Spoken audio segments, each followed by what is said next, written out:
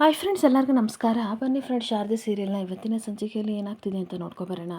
ಅದಕ್ಕೂ ಮುಂಚೆ ಯಾರೆಲ್ಲ ನನ್ನ ವೀಡಿಯೋ ನೋಡ್ತಾ ಇದ್ದೀರಾ ಫ್ರೆಂಡ್ಸ್, ಅವರೆಲ್ಲ ಪ್ಲೀಸ್ ಬಿಟ್ಟು ಅದೊಂದು ಲೈಕ್ ಮಾಡಿ, ಹಾಗೆ ಫಾಲೋ ಮಾಡೋದನ್ನ ಮರಿಬೇಡಿ. ಬನ್ನಿ ಸ್ಟಾರ್ಟ್ ಮಾಡೋಣ. ಮೊದಲಿಗೆ ಫ್ರೆಂಡ್ಸ್, ಇಲ್ಲಿ ಶಾರದಾ ದೇವರಿಗೆ ಕೈ ಮುಗಿಯೋಕ್ಕೆ ಅಂತ ಬರ್ತಾ ಇರಬೇಕಾದ್ರೆ ಫೋಟೋ ನೋಡಿದ ತಕ್ಷಣ ಇದೇನಿದು ಹೂ ಬಿದ್ದಿದೆಯಲ್ಲ ಎಡ್ದ ಕಡೆ ಅಂತ ಹೂನ ಮಡಿಸಿ ಹೋಗ್ತಾಳೆ. ಮತ್ತೆ ಆ ಕಡೆಯಿಂದ ಅನಸೂಯ ಬರಬೇಕಾದ್ರೆ ಇದೇನಿದು ಶಾರದಾ ಈಗಷ್ಟೇ ಸರಿ ಮಾಡಿದ್ಲು, ಮತ್ತೆ ಹೂ ಬಿದ್ದಿದೆಯಲ್ಲ, ಏನಾದರೂ ಗಂಡಂತರ ಕಾದಿದೆಯಾ ಅಂತ ಮಾತಾಡಬೇಕಾದ್ರೆ ಅಷ್ಟೊತ್ತಿಗೆ ಶಾರದಾ, ಹೌದಮ್ಮ ನನಗೂ ಭಯ ಆಗ್ತಿದೆ ಅಂತ ಹೇಳ್ತಾ ಇರ್ತಾಳೆ.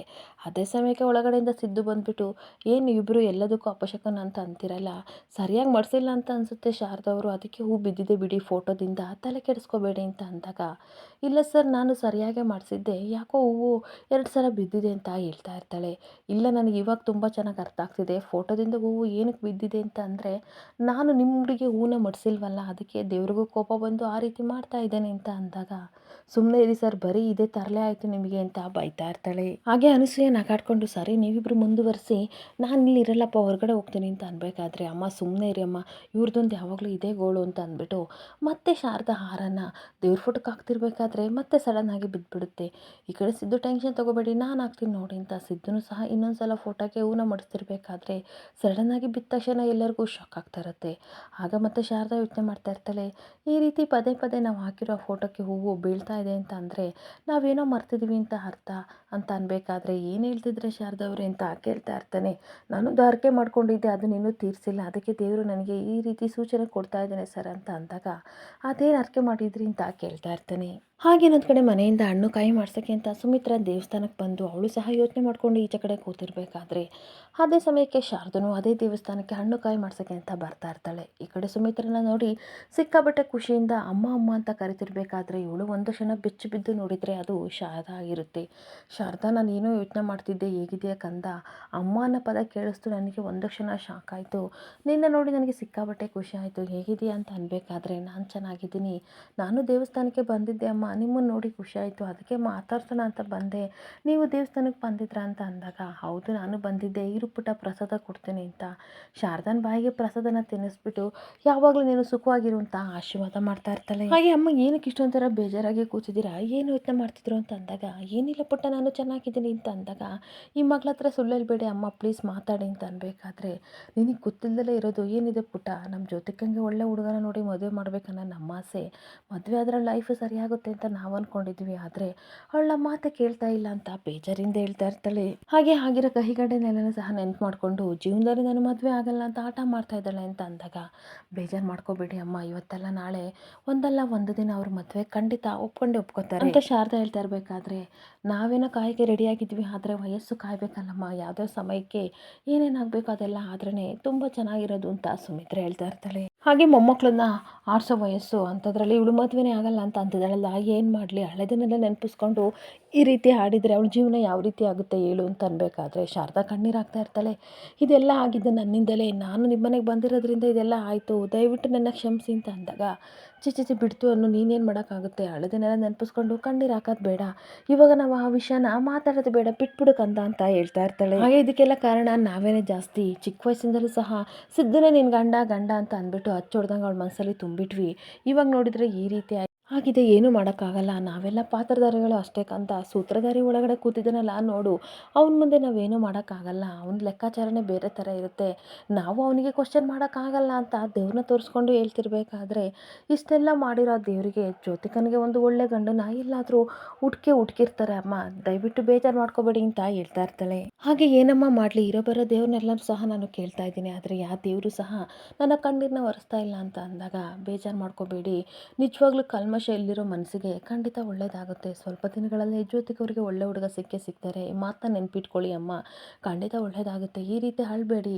ನೋಡೋಕೆ ನನಗೆ ತುಂಬ ಕಷ್ಟ ಆಗುತ್ತೆ ಅಂತ ಸಮಾಧಾನ ಮಾಡ್ತಾ ಇರ್ತಾಳೆ. ಹಾಗೆ ಅಮ್ಮ ನಗಿ ಒಂದೇ ಒಂದು ಸಲ ನಗಿ ಅಂತ ಅಂದ್ಬಿಟ್ಟು ಸುಮಿತ್ರನ ಹಾಗೆ ಮಾಡಿಕೊಂಡು ಕಣ್ಣೀರು ಹಾಕ್ತಿರೋದನ್ನ ಎಲ್ಲನೂ ಸಹ ಈ ಕಡೆ ಸಿದ್ದುಗೆ ಹೇಳ್ತಾ ಇರ್ತಾಳೆ. ಈ ರೀತಿ ನಾನು ಜ್ಯೋತಿಕ ಅವ್ರಿಗೆ ಹರಕೆ ಮಾಡ್ಕೊಂಡಿದ್ದೆ ಅಂತ ಹೇಳ್ತಿರ್ಬೇಕಾದ್ರೆ ಅನಸೂಯ ಬೈತಾ ಇರ್ತಾಳೆ.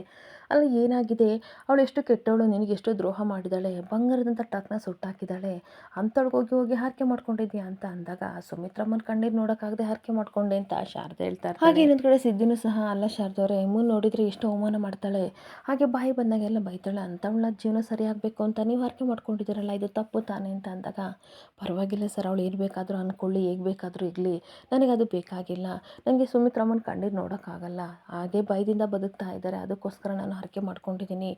ಒಂದು ರೀತಿ ನೋಡೋದಾದರೆ ಅವಳ ಜೀವನ ಆಗಿರೋದೆ ನಮ್ಮಿಂದ ಅಲ್ವಾ, ನಾವಿಬ್ಬರು ಮಾಡಿರೋ ತಪ್ಪಿಂದ ಅಲ್ವಾ ಸರ್ ಈ ರೀತಿ ಆಗಿದ್ದು ಅಂತ ಹೇಳ್ತಾ ಇರ್ತಾಳೆ.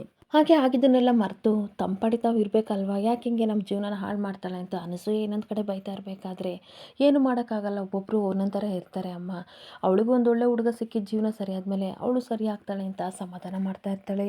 ಅದಕ್ಕೋಸ್ಕರ ನಾನು ಯಾರ್ಕೆನ ಹೊತ್ಕೊಂಡೆ ಅಂತ ಹೇಳ್ತಾ ಇರಬೇಕಾದ್ರೆ, ನಿಮ್ಮದು ದೊಡ್ಡ ಗುಣ ಕಣ್ರಿ, ನಾನಾಗಿದ್ರೂ ಸಹ ಇಂಥ ಕೆಲಸ ಮಾಡ್ತಿರ್ಲಿಲ್ಲ, ನಾನೆಲ್ಲ ಬೇರೆ ಯಾರಾಗಿದ್ರೂ ಇಂಥ ಕೆಲಸ ಮಾಡ್ತಿರ್ಲಿಲ್ಲ ಅಂತ ಅಂದಾಗ, ನೋಡಿ ಸರ್ ನನಗೆ ಆ ಮನೆಯವರೆಲ್ಲ ಖುಷಿಯಾಗಿರಬೇಕು, ಅದರಲ್ಲೂ ಸುಮಿತ್ರಮ್ಮ ದಶರಥ ಸರ್ ತುಂಬಾ ಖುಷಿಯಾಗಿರಬೇಕು, ಅದಕ್ಕೋಸ್ಕರ ಈ ಕೆಲಸ ಮಾಡಿದೆ ಅಂತ ಹೇಳ್ತಾ ಇರ್ತಾಳೆ. ಹಾಗೆ ಅವ್ರ ಒಳ್ಳೆತನ ನನ್ನನ್ನು ಇಲ್ಲಿವರೆಗೂ ಕಾಯ್ತಾ ಬಂದಿದೆ ಸರ್, ಅವ್ರು ಚೆನ್ನಾಗಿರ್ತಾರೆ ಅಂತ ಅಂದರೆ ನಾನು ಏನು ಬೇಕಾದರೂ ಮಾಡೋಕ್ಕೆ ರೆಡಿಯಾಗಿದ್ದೀನಿ ಅಂತ ಅಂದಾಗ ಸಿದ್ದು ಏನು ಮಾತಾಡದೆ ಶಾರದ ಮುಖನ ಹಾಗೆ ನೋಡ್ತಾ ನಿಂತ್ಕೊಂಡ್ಬಿಡ್ತಾನೆ. ಹಾಗೆ ಇನ್ನೊಂದು ಕಡೆ ತಾತ ಶಿವನಾರಾಯಣ ಮನೇಲಿ ಜ್ಯೋತಿ ಫೋಟೋ ಬಿದ್ದ ತಕ್ಷಣ ತಾತನಿಗೆ ಸಿಕ್ಕಾಪಟ್ಟೆ ಶಾಕ್ ಆಗ್ತಿರ್ಬೇಕಾದ್ರೆ ಅದೇ ಸಮಯಕ್ಕೆ ಹಾಲಕ್ಕಿ ನುಡಿತೈತೆ ಅಂತ ಬುಡ್ಕಿಯವ್ರು ಬರ್ತಾರೆ. ಎಲ್ಲರೂ ಸಹ ಮನೆಯಿಂದ ಹೊರಗಡೆ ಬಂದು ಅವ್ರನ್ನ ಶಾಕ್ ಆಗಿ ನೋಡ್ತಾ ಇರಬೇಕಾದ್ರೆ ಹಾಲಕ್ಕಿ ನುಡಿತೈತೆ ಏನು ಯಜಮಾನ್ರ ನನ್ನ ಆ ರೀತಿ ನೋಡ್ತಾ ಇದ್ದೀರಾ ಅಂತ ಶಿವನಾರಾಯಣ ಕೇಳ್ತಿರ್ಬೇಕಾದ್ರೆ ಅವರು ಆಶ್ಚರ್ಯದಿಂದ ನೋಡ್ತಾ ಇರಬೇಕಾದ್ರೆ ಇಲ್ಲಿ ಒಂದು ಕೇಡಾಗುತ್ತೆ ಅಂತ ಅಂದಾಗ ಮನೆಯವ್ರಿಗೆಲ್ಲರಿಗೂ ಸಹ ಸಿಕ್ಕಾಪಟ್ಟೆ ಶಾಕ್ ಆಗ್ತಾ ಇರುತ್ತೆ. ಹಾಗೆ ತಾತ ತುಂಬ ಶಾಕಿಂದ ಕೇಡಾಗುತ್ತೆ ಏನಾಗುತ್ತೆ ಅಂತ ಅಂದಾಗ ಸುಮಿತ್ರನೂ ಸಹ ಯಾರಿಗೆ ಏನಾಗುತ್ತೆ ಅಂತ ಅನ್ಬೇಕಾದ್ರೆ ಕೆಟ್ಟದ್ದು ಒಳ್ಳೇದು ಮನುಷ್ಯರಿಗಾಗದೆ ತಾಯಿ ಇನ್ಯಾರಿಗಾಗುತ್ತೆ ಅಂತ ಹಾಲಕ್ಕಿ ನುಡಿಯೋರು ಹೇಳ್ತಾ ಇರ್ತಾರೆ. ಒಂದು ಹರಕೆ ಬಾಕಿ ಐತೆ, ಅದನ್ನ ಸುಮಂಗಲಿಯಾಗಿರೋ ತಾಯಿ ಹರಕೆನ ತೀರ್ಸಕ್ ಹೋಗ್ತಾ ಇದ್ದಾಳೆ, ಅದೆಲ್ಲ ತೀರಿದ್ಮೇಲೆ ಖಂಡಿತ ಒಳ್ಳೇದಾಗುತ್ತೆ ತಾಯಿ, ಯೋಚನೆ ಮಾಡಬೇಡ ಅಂತ ಸುಮಿತ್ರನಿಗೆ ಹೇಳ್ತಾರೆ. ತಾಯಿ ಮೇಲೆ ನಂಬಿಕೆ ಇರಲಿ ತಾಯಿ, ಎಲ್ಲ ಸಹ ಒಳ್ಳೇದಾಗುತ್ತೆ ಅಂತ ಅಂದಾಗ ಸುಮಿತ್ರನಿಗೆ ಸಿಕ್ಕಾಪಟ್ಟೆ ಟೆನ್ಷನ್ ಆಗ್ತಿರುತ್ತೆ.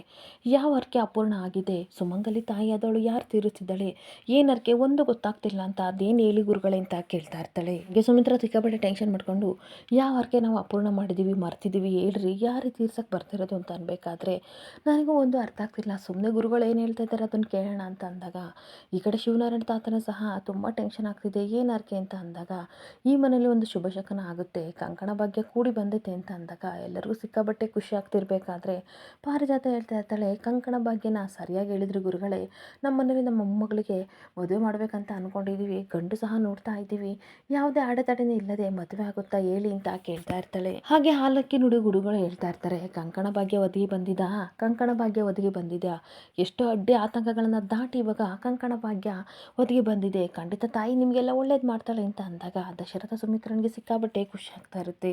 ಹಾಗೆ ಶುಭವೋ ಅಶುಭವೋ ನನಗಂತೂ ಗೊತ್ತಿಲ್ಲ, ತಾಯಿ ಖಂಡಿತ ಒಳ್ಳೇದು ಮಾಡ್ತಾಳೆ, ಆ ಹೆಣ್ಣಿನ ಕಣ್ಣೀರು ಉಳಿತೋ ಅಥವಾ ಕೆಟ್ಟದೋ ಗೊತ್ತಿಲ್ಲ, ಜೋಪಾನ ಅಂತ ಅಂದಾಗ ಎಲ್ಲರಿಗೂ ಸ್ವಲ್ಪ ಆಶ್ಚರ್ಯ ಆಗ್ತಾ ಇರುತ್ತೆ. ಹಾಗೆ ಅಷ್ಟೊತ್ತಿಗೆ ಮುರಳಿ ನನಗಿದೇನಪ್ಪ ನನ್ನ ಮುಖ ನೋಡ್ಕೊಂಡು ಹೇಳ್ತಾ ಇದ್ದಾರಲ್ಲ, ಇದೇನು ನನಗೆ ಇನ್ನೊಂದು ಮದುವೆ ಆಗೋ ಯೋಗ ಇದೆಯಾ, ಇದೊಳ್ಳೆ ಸರಿ ಆಯ್ತಲ್ಲ ಅಂತ ಅವನು ಯೋಚನೆ ಮಾಡ್ತಾ ಇದ್ರೆ ಇನ್ನೊಂದು ಕಡೆ ಜ್ಯೋತಿಕಾ ಯೋಚನೆ ಮಾಡ್ತಾ ಇರ್ತಾಳೆ, ಕಂಕಣ ಭಾಗ್ಯ ಏನು ಕೂಡಿ ಬಂದಿಲ್ಲ, ನಾನು ಒಪ್ಕೊಂಡಿದ್ದೀನಿ, ಕಣ್ಣೀರಿನ ಶಾಪ ಅಂತ ಹೇಳ್ತಾ ಇದ್ದಾರಲ್ಲ ಅದು ಏನಾದರೂ ಶಾರದಾ ಕಣ್ಣೀರ ಅಂತ ಅವಳು ಯೋಚನೆ ಮಾಡ್ತಾ ಇದ್ರೆ ಇನ್ನೊಂದು ಕಡೆ ದಶರಥನು ಸಹ ಯೋಚನೆ ಮಾಡ್ತಾ ಇರ್ತಾನೆ, ಇದೆಂಥದ್ದು ಹೆಣ್ಣಿನ ಕಣ್ಣೀರು ಶಾಪ ಅಂತ ಹೇಳ್ತಾ ಇದ್ದಾರಲ್ಲ, ನನ್ನ ಮಗಳು ಕಣ್ಣೀರು ಏನಾದರೂ ಈ ಮನೆಗೆ ತಟ್ಟಿತಾ ಅಂತ ಯೋಚನೆ ಮಾಡ್ತಾ ಇರ್ತಾನೆ. ಹಾಗೆ ಮತ್ತೆ ಜ್ಯೋತಿಕಾ ಮುಖ ನೋಡಿಕೊಂಡು ಮತ್ತೆ ಹಾಲಕ್ಕಿ ನುಡಿಯೋರು ಹೇಳ್ತಾ ಇರ್ತಾರೆ, ಹೂವಂತ ಮುಟ್ಟಿದ್ದು ಹಾವಾಗ್ಬೋದು ಅಥವಾ ಹಾಲಂತ ಮುಟ್ಟಿದ್ದು ವಿಷ ಆಗ್ಬೋದು, ಮುಖ ಮಾತ್ರ ನೋಡೋಕ್ಕೆ ಚೆನ್ನಾಗಿರುತ್ತೆ, ಆದರೆ ಗೋಮುಖ ವ್ಯಾಘ್ರದಂತಹ ಮುಖವಾಡ ಹಾಕ್ಕೊಂಡು ಇಲ್ಲಿ ಕೂತಿರ್ತಾರೆ ಅಂತ ಹೇಳ್ಬೇಕಾದ್ರೆ ಅವಳಿಗಂತೂ ಸಿಕ್ಕಾಪಟ್ಟೆ ಶಾಕ್ ಆಗ್ತಾ ಇರುತ್ತೆ.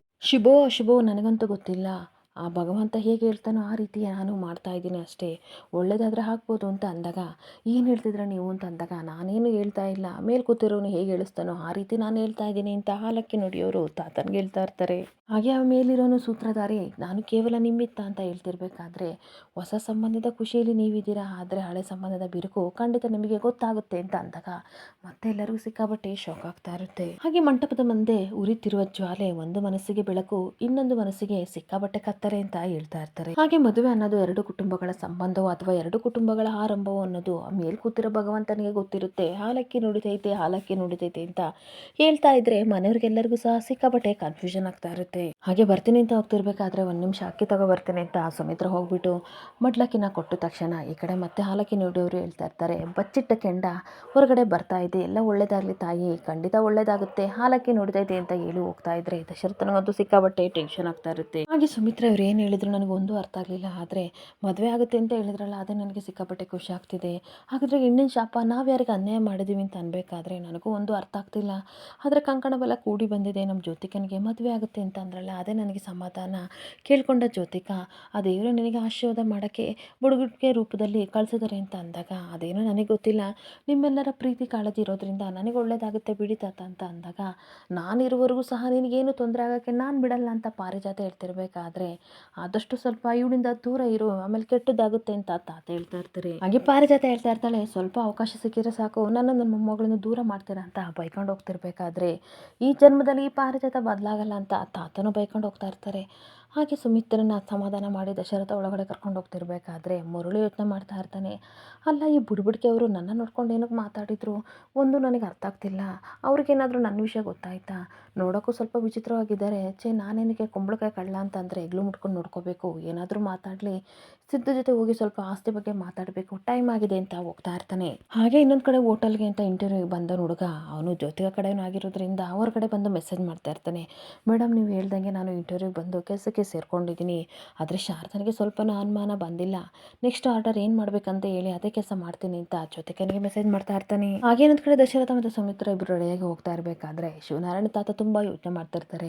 ಮಾವ ಏನಾಯಿತು, ಏನು ಕೂತಿದ್ದೀರಾ ಅಂತ ಅಂದಾಗ, ಏನೋ ಯೋಚನೆ ಮಾಡ್ತಿದ್ದೆ ಅಂತ ಅಂದಾಗ, ಬುಡ್ಬುಡ್ಕೆ ಅವರು ಹೇಳಿದ ಮಾತನ್ನ ಯೋಚನೆ ಮಾಡ್ತಾ ಇದ್ದೀರಾ, ಖಂಡಿತ ಒಳ್ಳೇದಾಗುತ್ತೆ ಸುಮ್ಮನೆ ರೀ ಅಂತ ಅಂದಾಗ, ಒಂದು ಕಡೆ ಮದುವೆ ಆಗುತ್ತೆ ಅಂತ ಅಂದರು, ಇನ್ನೊಂದು ಕಡೆ ಏನೋ ಅಶುಭ ಆಗುತ್ತೆ ಅಂತ ಅಂದ್ರಲ್ಲ, ಅದ್ರ ಬಗ್ಗೆ ಯೋಚನೆ ಮಾಡ್ತಿದ್ದೇನಮ್ಮ ಅಂತ ಅಂದಾಗ, ಬೆಳಗ್ಗೆನೇ ನಾನು ತುಪ್ಪದ ದೀಪನ ದೇವರಿಗೆ ಹಚ್ಚಿದ್ದೀನಿ, ಖಂಡಿತ ಒಳ್ಳೇದಾಗುತ್ತೆ, ಯೋಚನೆ ಮಾಡಿಬಿಡಿ ಮಾವ ಅಂತ ಹಾಗೆ ಮಾತಾಡ್ತಾ ಇರಬೇಕಾದ್ರೆ ಅಷ್ಟೊತ್ತಿಗೆ ರಾಘವ್ ಫ್ಯಾಮಿಲಿ ಬಂದೇ ಬಿಡ್ತಾರೆ. ಬಂದ್ರಲ್ಲ ಅಂತ ಖುಷಿಯಿಂದ ಅವ್ರನ್ನ ವೆಲ್ಕಮ್ ಮಾಡೋಕೆ ಹೋಗ್ತಾ ಇರಬೇಕಾದ್ರೆ, ಈ ಕಡೆ ರೋಹನ್ ಎಲ್ಲಿ ಅಂತ ಅಂದಾಗ, ಸ್ವಲ್ಪ ಕೆಲಸ ಅಂತ ಅಂತಿದ್ದ, ಬರ್ತಾನೆ ಅಂತ ಅಂದಾಗ, ನೀವು ಬನ್ನಿ ಅಂತ ಒಳಗಡೆ ಎಲ್ಲನೂ ಕರ್ಕೊಂಡು ಹೋದಾಗ, ಈ ಕಡೆ ವಿಮಲನಿಗಂತೂ ಸಿಕ್ಕಾಪಟ್ಟೆ ಖುಷಿ ಆಗ್ತಾ ಇರುತ್ತೆ. ಹಾಗೆ ಏನು ತಗೋತೀರಾ, ಕಾಫಿ ಟೀ ಅಂತ ಸುಮಿತ್ರ ಕೇಳ್ತಾ ಇರಬೇಕಾದ್ರೆ, ನಮಗೇನು ಬೇಡ, ಎಲ್ಲ ಮುಗಿಸ್ಕೊಂಡು ಬಂದ್ವಿ ಅಂತ ರಾಘವ್ ಮತ್ತೆ ಹೆಂಡ್ತಿ ಹೇಳ್ತಾ ಇರಬೇಕಾದ್ರೆ, ಯಾಕಂಗಂತೀರ, ಇನ್ಮೇಲೆ ಎರಡೂ ಫ್ಯಾಮಿಲಿ ಒಂದೇ ತಾನೇ, ನೀವು ತೊಗೊಳ್ಳೇಬೇಕು ಅಂತ ವಿಮಲ ಹೇಳ್ತಾ ಇದ್ರೆ, ಇವರು ನಿಮ್ಮ ಮಗಳ ಅಂತ ಕೇಳ್ತಾ ಇರ್ತಾರೆ. ಹೌದು, ಇವರು ನನ್ನ ಮಗಳು, ಹಾಗೆ ನನ್ನ ಮೊಮ್ಮಗಳು ಆರತಿ, ಹಾಗೆ ನನ್ನ ಮಗಳು ಎಲ್ಲ ಒಟ್ಟಿಗೆ ಇದ್ದೀವಿ, ತುಂಬಿದ ಕುಟುಂಬ ನಮ್ಮದು, ಎಲ್ಲ ಅಂಡರ್ಸ್ಟ್ಯಾಂಡಿಂಗ್ ಇದೆ ಅಂತ ತಾತ ಹೇಳ್ತಿರ್ಬೇಕಾದ್ರೆ, ತುಂಬಿದ ಕುಟುಂಬದಲ್ಲಿ ಏನು ತಗೊಂಡು ಹೋಗೋಕ್ಕೆ ನಮಗೂ ತುಂಬ ಖುಷಿ ಇದೆ, ಒಳ್ಳೆ ಅಂಡರ್ಸ್ಟ್ಯಾಂಡಿಂಗ್ ಇದೆ, ಅನ್ಯೂನ್ಯತೆ ಇರುತ್ತೆ, ಗಂಡ ಹೆಂಡತಿ ಮಧ್ಯೆ ಎಷ್ಟು ಜಗಳ ಬಂದರೂ ಅವರು ಅರ್ಥ ಮಾಡ್ಕೋತಾರೆ, ಅದಕ್ಕೆ ನಮಗೂ ತುಂಬ ಖುಷಿ ಅಂತ ಅಂದಾಗ, ಸರಿ ಒಳ್ಳೇದಾಗಲಿ ಅಂತ ಅಂದ್ಬಿಟ್ಟು ಜ್ಯೋತಿಕನ ಕರ್ಕೊಂಬೋಗು ಅಂತ ಸುಮಿತ್ರನಿಗೆ ತಾತ ಹೇಳ್ತಾ ಇರ್ತಾರೆ. ಜ್ಯೋತಿಕಾ ಜ್ಯೂಸ್ ತಗೊಂಡು ತುಂಬ ಗ್ರ್ಯಾಂಡಾಗಿ ರೆಡಿಯಾಗಿ ಬಂದಾಗ ಎಲ್ಲರೂ ಸಹ ಜ್ಯೋತಿಕನ ನೋಡಿ ಸಿಕ್ಕಾಬಟ್ಟೆ ಖುಷಿ ಪಡ್ತಾ ಇರಬೇಕಾದ್ರೆ ಎಲ್ಲರೂ ಜ್ಯೂಸ್ ತೊಗೊಂಡು ಕುಡಿತಾ ಇರ್ತಾರೆ. ಹಾಗೆ ಈ ಕಡೆ ರಾಘವ ಮತ್ತು ಲಕ್ಷ್ಮಿ ಬನ್ನಿ ಇಲ್ಲಿ ಕೂತ್ಕೊಳ್ಳಿ ಅಂತ ಜ್ಯೋತಿಕನ ಕರೆದ್ಬಿಟ್ಟು ಲಕ್ಷ್ಮಿ ಹೇಳ್ತಾ ಇರ್ತಾಳೆ, ಯಾರ ದೃಷ್ಟಿ ಸಹ ನಿನಗೆ ಬೀಳ್ದಲೇ ಇರಲಿ, ತುಂಬ ಮುದ್ದಾಗಿ ಕಾಣ್ತಿದೆಯಮ್ಮ ಅಂತ ಹೇಳ್ತಿರ್ಬೇಕಾದ್ರೆ ರಾಘವ್ ಹೇಳ್ತಾ ಇರ್ತಾನೆ, ನನಗಂತೂ ಸಿಕ್ಕಾಬಟ್ಟೆ ಇಷ್ಟ ಆಗಿದ್ದಾಳೆ ಜ್ಯೋತಿಕಾ, ಯಾವುದೇ ಸಹ ಕಲ್ಮಶ ಇಲ್ಲ ಅವಳ ಮನಸ್ಸಲ್ಲಿ, ನಿಮ್ಮ ಫ್ಯಾಮಿಲಿಯಲ್ಲಿ ಹುಟ್ಟಿದಾಳೆ ಅಂತ ಅಂದರೆ ರಕ್ತದಲ್ಲೇ ಸಂಸ್ಕಾರ ಅನ್ನೋದು ಬಂದಿರುತ್ತೆ, ಇನ್ನು ನನ್ನ ಮಗ ಒಬ್ಬ ಒಪ್ಪಿದ್ರೆ ಸಾಕು ಅಂತ ಮಾತಾಡ್ತಿರ್ಬೇಕಾದ್ರೆ ಅಷ್ಟೊತ್ತಿಗೆ ರಾಘವ ಹಾಲು ಇವರಿವನ್ ಅಂತ ಬಂದೇ ಬಿಡ್ತಾನೆ. ಹಾಗೆ ದೇವಸ್ಥಾನಕ್ಕೆ ಹೋಗಿ ಅರ್ಚನೆ ಮಾಡಿಸಿ ಹಣ್ಣು ಕಾಯಿ ತಂದಿರೋದು ನೋಡಿ ಮನೆಯವ್ರಿಗೆಲ್ಲರಿಗೂ ಸಿಕ್ಕಾಬಟ್ಟೆ ರಾಘವ ಮೇಲೆ ಖುಷಿ ಆಗ್ತಾ ಇರುತ್ತೆ. ಇಲ್ಲಿಗೆ ಸಂಚಿಕೆ ಎಂಡ್ ಆಗ್ತಿದೆ. Thank you for the watching friends.